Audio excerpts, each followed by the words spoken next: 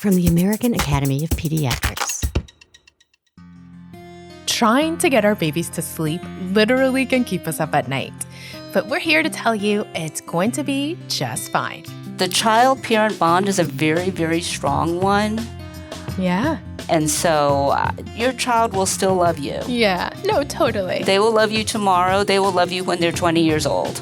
Welcome to Healthy Children, the podcast for parents from the American Academy of Pediatrics. I'm Dr. Edith Bracho Sanchez. I am a pediatrician and a mama figuring it out.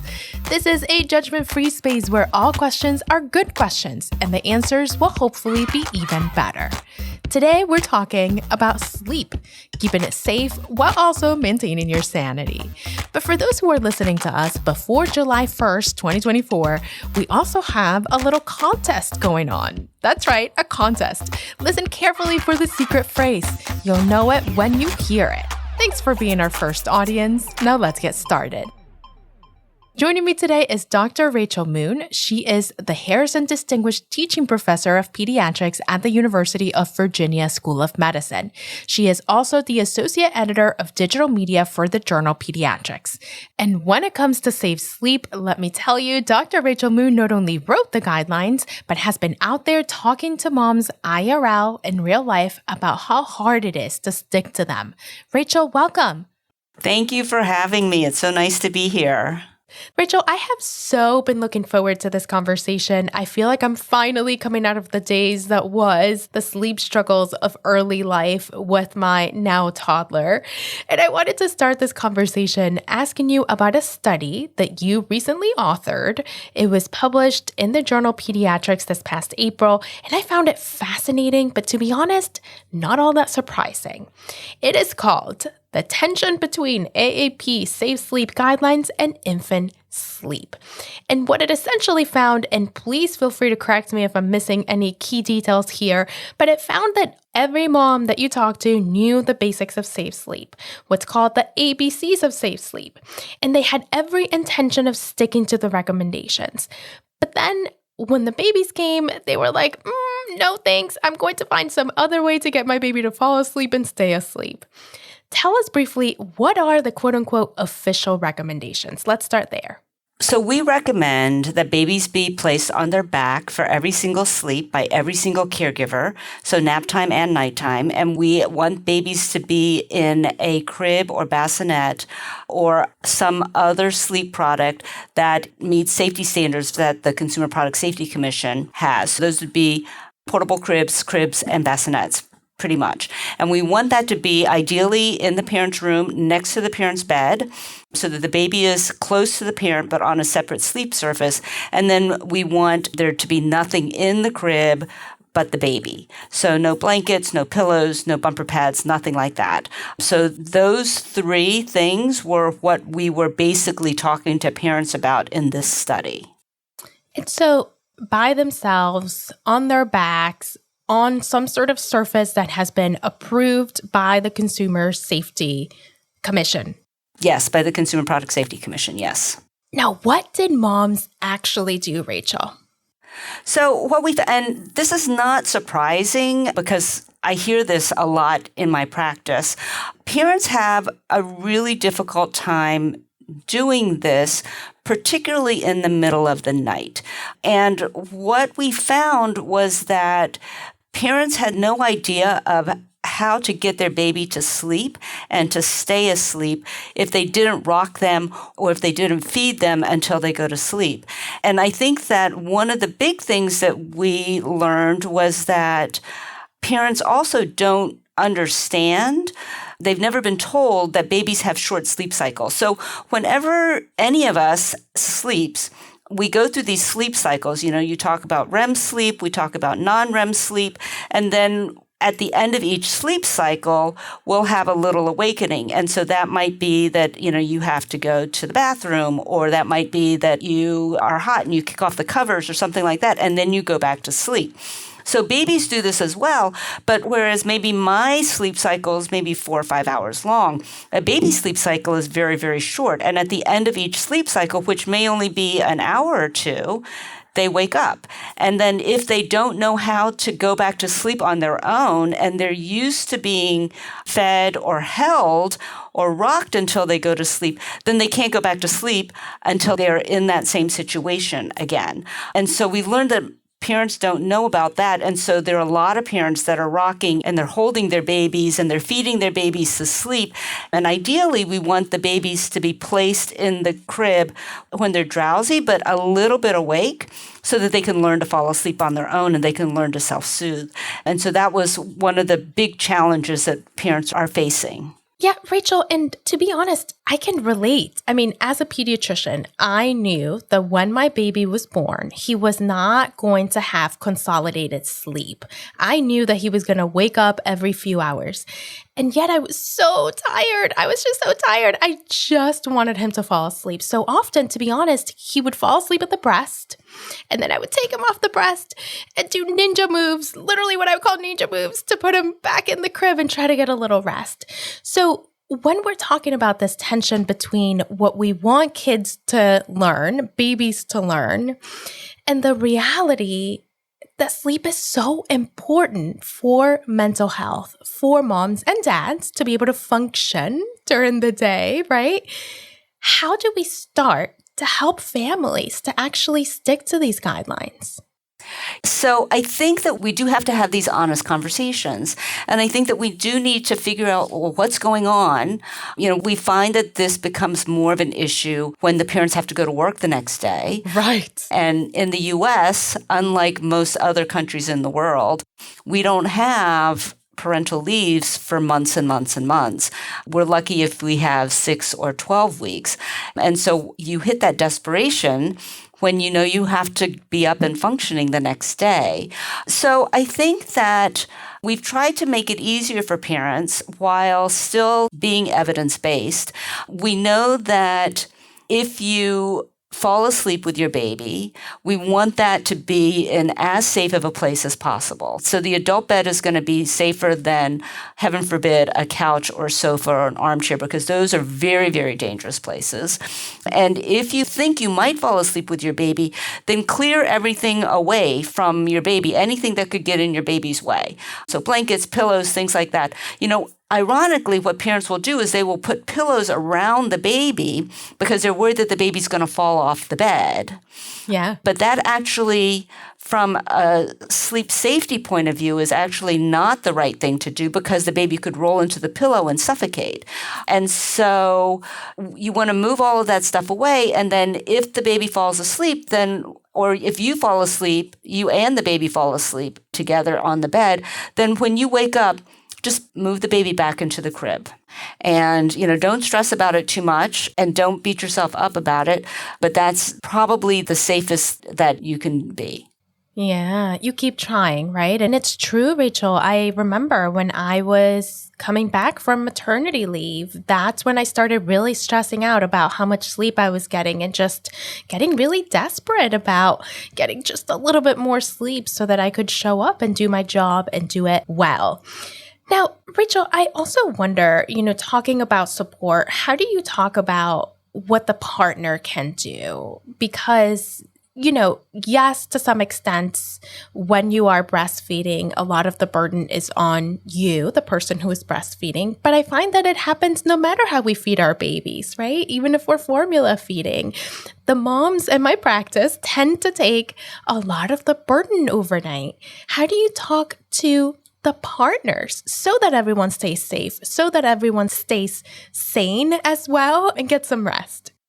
So what I tell mothers and fathers at the first newborn visit, I say, remember, it takes a village. You do not have to be a super mom. You do not have to be a super dad. You can ask for help. Or if people ask what they can do, then don't say, we're okay. Take them up on it. So if the grandparents are there or if relatives are there and they want to help, then send them to the grocery store to do the grocery shopping. Have them do the laundry. Have them watch the baby while you take a nap. use those people, use that support system. This is what everybody else in, the rest of the world does. And they have families that help with all of this. And so it isn't just the parents by themselves. And in the middle of the night, I think it's okay if the baby is maybe sleeping in a portable crib next to grandma, and then grandma brings the baby to you to feed the baby and then takes the baby back at the end of the feed. That's okay too. So there are a lot of different ways that you can do it that will involve other people. And number one, it takes some of the pressure off of you. And number two, people want to help. Your family members, your friends, they want to help, and you can get them involved that way. Yeah, I love that, Rachel. And to tell you the truth, I, as a mom, took a very long time to accept help. If I were to do this again, TBD on whether I'm having a second child, but if I were to do this again, the number one thing that I would do differently is just accept the help sooner than I did. I think it would have made a big difference in my life. It doesn't make you a worse parent or a worse person. And I think that, the more people that can love on that baby and can help with what's happening with that baby, I think the better it is for that baby. Absolutely. And it keeps you sane and able to show up as your full self to be a mom or a parent, right? Rachel, we can't have a podcast about sleep without talking about sleep training. I think when we say sleep training, what comes to mind for many parents is to let their babies, quote unquote, cry it out, right? But I've come to understand that sleep training is a lot more than that. How do you explain sleep training to parents? So I think sleeping and learning how to fall asleep is a skill. And it is an important skill, and I think that it is something that does need to be taught. And it's something that you have to practice because you're not going to be good at it the first time around. So when I talk to parents and they say, well, the baby doesn't like lying on the back in the crib, and I'll say, well, that's because the baby's not ever slept that way before. The baby has been in water, like kind of swimming this whole time and curled up in a ball inside of you. And so they have to practice this. And this is something they have to get used to. So I think that concept is important. And then I also think that this is a gift that you're giving to your child. Just like you teach your child how to ride a bicycle so that they know how to do that, you can help to teach your child how to sleep. And that's not a bad thing, and that's not a punitive thing. But it is something that it doesn't happen the first time you do it. So what I tell parents is that it's okay for their baby to cry because that's how their baby communicates to them that they don't like this situation. But this has to be something that they have to practice. And this is something that you have to be consistent about so that they can learn to fall asleep on their own. The other thing that I tell parents is that we all have these sleep associations. And if you are used to sleeping one certain way and falling asleep that way, then if in the middle of the night you wake up and the sleep situation isn't how you want it to be or how you're used to it to be, you can't fall asleep unless it's back into that situation again. So if the sleep association is being fed to sleep or being rocked to sleep, then that's something that needs to change. And that's something that you can work on as a family together. Rachel, I have to tell you, I have always said very similar things to my patients. The sleep associations, the babies being taught to do some of these things. And then I have to tell you, and I've also started sharing this with my patients, it was really, really hard for me to let my baby cry as a mom. I couldn't do it. I would hear him cry and I would just get flustered. I would just sort of be like, I have to go do something. I can't. I just couldn't do it. And so for us, this process of sleep training, of teaching him to fall asleep, started later. To be honest, Rachel, closer to a year, which is crazy. Because I, as a mom, wasn't ready, despite knowing everything that you just said. So how do we incorporate what the mom or the parent is sort of feeling and going through, and those feelings that come up when you hear your child cry? And how do we empower people like myself who just get flustered when they hear their baby cry? Yeah, so I think that's a really great question. So a couple of things that I feel like may be helpful. One is, even though your child is crying, and even though they look at you like they're just in the worst straits and you feel like they will never love you again. I know, or forgive you. Like, or they forgive just you. give you But this you know look. what? They will. They will. I promise you that they will. And the second thing is that sometimes one parent can handle the crying better than another parent. Right. Okay. And if that's the case, that's okay. So it may be that somebody else needs to be the main person hearing this. And it's okay if you put in earphones or earplugs so that it's not as distressing for you. I tell parents, I said, that is okay. And many times I'll have, one parent who'll say, oh, I think I can do this. The mother or the father or, whatever, they can't, but I can do this. And then they'll come back the next time and they said, I can't do this. So, I mean, if you can't do it, then do it for as long as you think you can do it. And each time, so, if you can make it 5 minutes, that's great. And then next time, try to increase it to 10 minutes.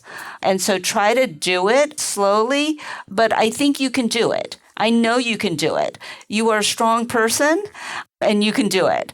And the other thing is, I think that sometimes a lot of parents, they let their babies kind of be the bosses of the house. Oh, yes, I'm guilty. Are you guilty? Yeah. I'm I mean, totally I think all of guilty. us are guilty at some point.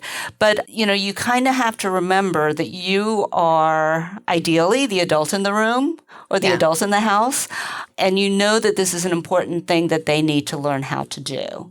The other thing that I tell parents is that think about what you want your life to be like in 6 months. What do you want the sleep situation to be? What do you want nighttime routines to be? Yeah. And if you're not where you want to be in 6 months, then you need to think about how you're going to get to that point, because it's going to take some time to get there. It doesn't happen overnight.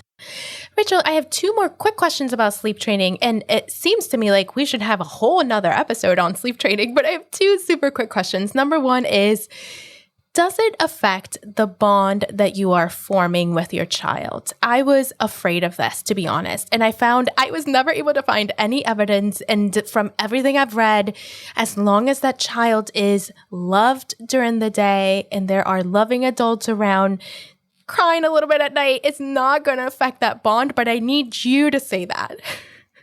I have not seen any evidence that it affects the bond at all. Yeah. Good. The child-parent bond is a very, very strong one. Yeah. And so your child will still love you. Yeah. No, totally. They will love you tomorrow. They will love you when they're 20 years old. Yeah. And then the other question I had, and we'll move on from this topic, is at what age, Rachel? We're talking about sort of the how, but when is it appropriate to start sleep training? You're not going to sleep train a newborn, right? So at what age do you recommend that this process start? You're not going to train a newborn, but I think that you can do things that will help to encourage the baby to fall asleep on their own from the get-go, from the time you come home from the hospital. So putting the baby in the crib when they're drowsy, but not fully asleep, so that when they do fall asleep, they're in their crib, and that's their sleep association. So I think that even though you don't do formal sleep training that early, I think that there are habits that you can get into that can make it so that it is easier as the child gets older and may make the sleep training process less painful for you. And at what age do you start the actual sleep training process? I think that most pediatricians usually say between 6 months and a year is fine to start. There are some that will say you can do it before 6 months, but I think most people say at around 6 months is a good time to start. Rachel, this has been So insightful. If you could talk to all the parents listening right now, maybe parents that are overwhelmed by trying to keep their baby safe while also taking care of themselves, what would you say? We call this the parenting prescription. I would say it will be okay. And I would say that if you feel like you're super, super stressed, then reach out for help. And, take a break and let somebody watch your baby for a little bit while you do something to recharge and to feel better about yourself. I love that. Allow the help into your life and ask for it. Thank you so much, Dr. Rachel Moon, for joining us today. Well, thank you for having me. It's been fun. And now it's time to reveal our secret phrase. It is, wait for it, belly button. That's right, belly button. Now go to healthychildren.org/podcast and look for the Enter Now button near the top of the webpage. Click through and give us your name, email address, and the secret phrase, and you'll be entered in a drawing to win a $100 Amazon gift card.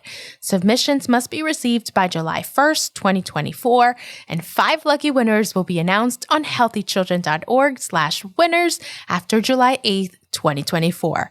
Good luck, everyone. And thank you at home for joining us. If you like the Healthy Children podcast, please subscribe on your favorite podcast app and help us spread the word. Follow Healthy Children on Instagram, Facebook, and Threads at Healthy Children AAP, and be sure to visit healthychildren.org, the parenting website of the American Academy of Pediatrics. Healthy Children is a production of the American Academy of Pediatrics. Our creative team includes Anne Johnsos, Doug Nagel, Susan Stevens Martin, Laura Alessio, Jackie Ortega, Mary Claire Walsh, Hannah Weston, Kathy Jewell, Catherine Beard, and Garrett Brown. And our theme music was composed by Doug Nagel. We'll be back next week. I'm Dr. Edith Bracho Sanchez. Thanks for listening.